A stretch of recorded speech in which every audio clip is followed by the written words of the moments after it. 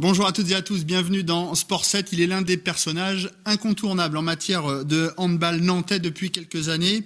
Après son expérience au HBC Nantes, il arrive cette saison dans le monde du hand féminin comme entraîneur du NLA. Stéphane Moilec est notre invité aujourd'hui dans Sport 7. Bonjour Stéphane. Bonjour.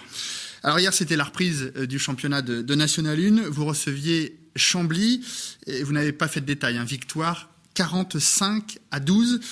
C'est pas un peu dangereux de débuter un championnat de cette façon ? Si, je pense que la semaine à venir va permettre de recadrer les filles parce qu'on va aller jouer au Havre contre une équipe qui est une réserve d'une équipe de première division. Mais évidemment, il valait mieux quand même commencer par une victoire. L'équipe adverse a prouvé qu'elle avait beaucoup changé et on en a profité un petit peu. Alors, quelques infos pour mieux vous connaître. Vous êtes né le 30 novembre 1970 à Chambéry. Vous avez joué notamment à Vénissieux, au PSG, à Chambéry et au HBC Nantes. Vous êtes devenu entraîneur du HBC Nantes en 2003, de 2003 à 2009. À votre palmarès, on notera 2 Coupes de France et 1 titre de champion avec Vénissieux, 1 titre de champion et 1 Coupe de la Ligue avec Chambéry. Et puis, bien les montées successives de National 1 à Division 1 durant 4 saisons avec le HBC Nantes. Vous êtes désormais, on l'a dit, à la tête du NLA depuis quelques semaines. Alors, on a voulu savoir comment ça se passait au quotidien. Regardez ce reportage signé Julien Herpin. Avec les filles comme auparavant avec les garçons, il ne peut s'en empêcher. C'est balle en main sur le terrain que Stéphane Moilec dirige les séances du NLA. Oui, le décalage est créé. Oh, tu marqueras pas. Pas pour les poteaux. Une façon de montrer qu'il s'impose les mêmes exigences qu'à ses joueuses. Pourtant, même si le ton est calme, la préparation d'avant-saison de l'ancien coach du H a été musclée et les filles ont apprécié. C'est quelque chose qu'on recherchait, d'être exigeant par rapport à ce qu'on nous demande, d'être exigeant de plus en plus par rapport à ce qu'on fait, par rapport à nous-mêmes. On en avait besoin et heureusement qu'il va nous l'apprendre. Très exigeant, mais bon, il sait ce qu'il veut, quoi. Voilà. Après, nous, en tant que joueuses, on a connu le haut niveau, certes, pas mal de filles, donc on veut y retourner aussi assez rapidement. L'objectif avoué des nouveaux dirigeants du NLA, c'est effectivement d'accéder au plus vite à la Division 2 puis à l'élite.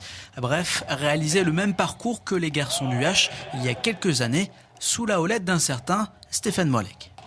Il a participé et contribué activement à la montée du HBCN en puissance. Donc il nous semblait être effectivement un élément dans ce projet. Et en l'occurrence, Stéphane Moilec, pour nous, est aujourd'hui ce qu'on considère être le bon choix. On végète au niveau de national, on n'arrive pas à concrétiser. On a eu des beaux collectifs, mais on n'a jamais réussi à concrétiser cet objectif de montée qu'on avait toujours en début de saison et qu'à la fin, on s'en rendait bien compte qu'on en était loin.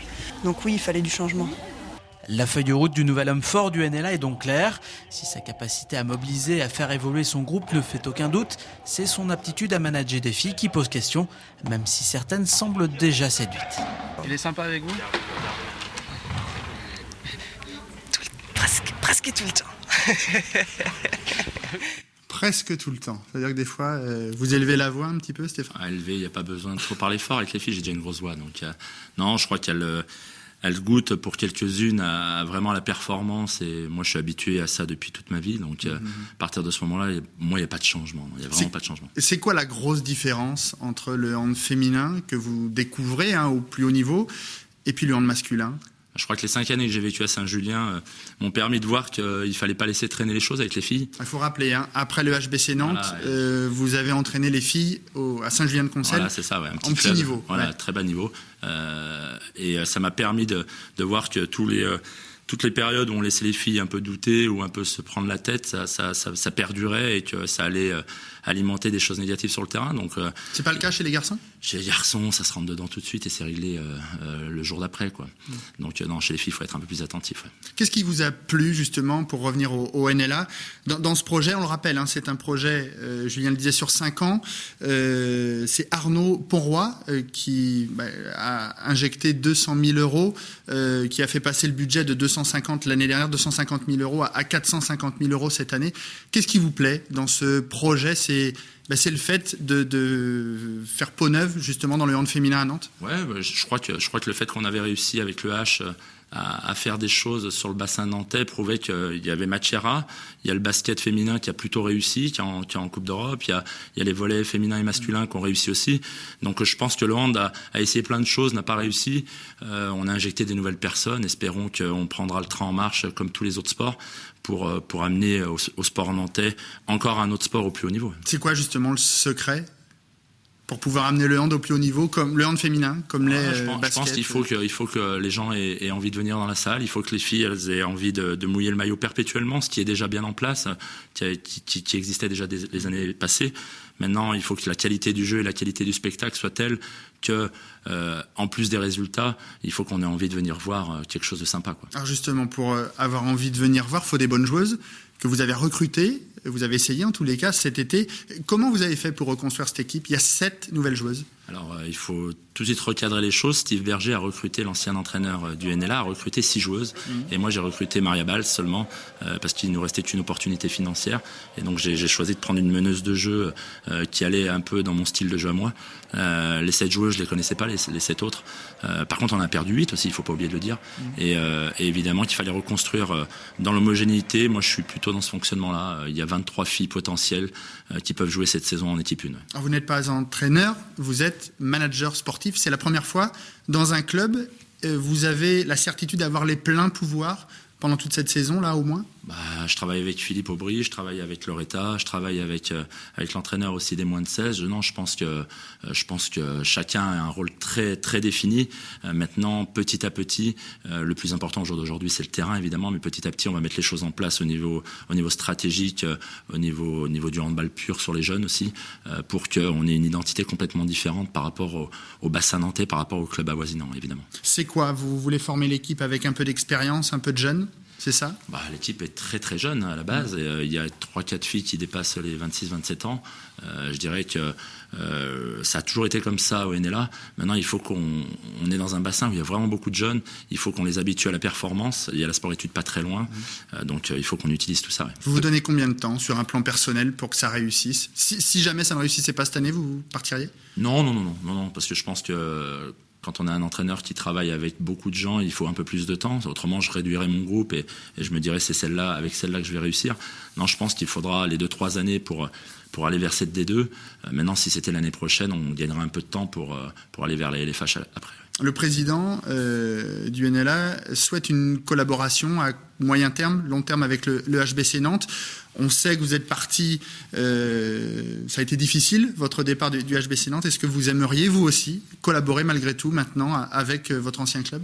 Je pense qu'il y a des gens à l'intérieur de mon ancien club qui me voient d'un bon œil encore. Maintenant, il y en a une ou deux personnes qui c'est un peu l'inverse, peu importe. Je dirais que le niveau qu'on va atteindre nous permettra à un moment ou à un autre de se rapprocher du H qui va lui aussi aller vers l'Europe. Comment vous aimeriez collaborer justement? Je pense que ça sera sur des utilisations de salles, sur des week-ends communs où évidemment qu'à un moment le public nantais sera heureux de voir le plus haut niveau de handball sur la même soirée de championnat, peut-être dans la même salle.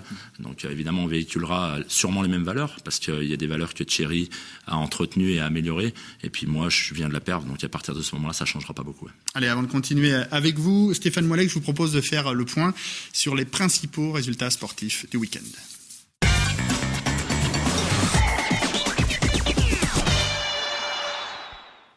Et on continue de parler handball, cette fois-ci chez les garçons, puisque après une surprenante défaite la semaine passée, lors du premier match de la saison, c'était chez le promu Saint-Cyr-sur-Loire, eh bien les hommes de Thierry Anti pouvaient avoir le sourire un samedi soir après leur succès à domicile face à Istres, 30-27.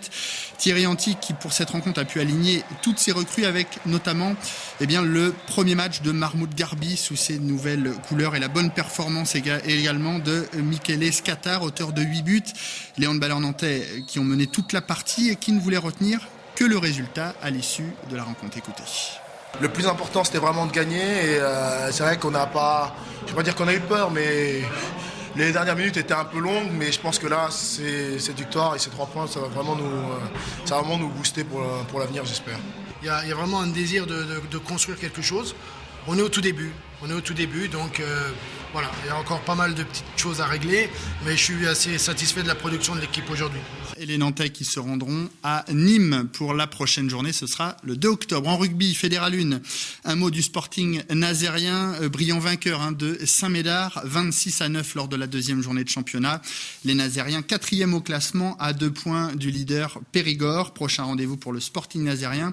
Un déplacement le week-end prochain à Marmande. Et puis, toujours en rugby, en Fédéral 2, et victoire également du Stade Nantais dans le derby face à Rennes, 16-9. Au classement, les Nantais sont 2e à une longueur de Arras.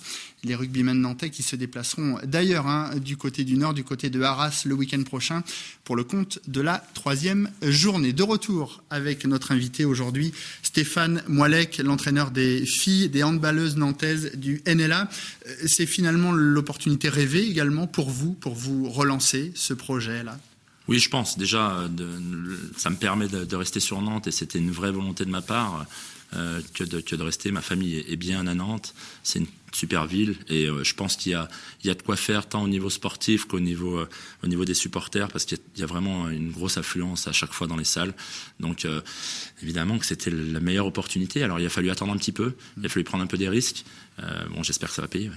C'est un tremplin pour vous ou est-ce que vous imaginez ou vous imaginez avoir un avenir dans le hand féminin au plus haut niveau? Si je prends l'idée de mon formateur qui était mon entraîneur quand j'étais tout jeune, quand j'avais pas pris l'opportunité de Metz, qui était la meilleure équipe française à l'époque où j'étais au H, il m'avait dit t'as bien mal fait, t'es plutôt fait pour les filles que pour les gars et tu réussiras avec les filles. Donc maintenant je suis en plein dedans, on va voir si c'est vrai. Alors les objectifs de la saison, vous parliez tout à l'heure, pourquoi pas de la D2 en fin de saison, c'est raisonnable d'imaginer ça? D'être dans les 3-4 premières, c'est plus que raisonnable. Maintenant, pas rater ces matchs contre les équipes un peu mal classées et jouer toutes les grosses équipes en ayant pour idée de faire des résultats, c'est évidemment ce qu'on va essayer de faire. Et puis si au bout on est premier, ça voudra dire qu'on est la meilleure équipe de cette poule et qu'on pourra jouer le titre de N1 et évidemment qu'on montera. Mais c'est vrai que ça va être long et ça va être se mettre plein d'embûches. Mais je pense que le groupe aussi étoffé qu'il est, peut nous permettre d'aller vers cette idée-là. Ouais. En quelques mots, vous le disiez tout à l'heure, la semaine, là, il va falloir reconcentrer les filles, oublier cette victoire face à Chambly.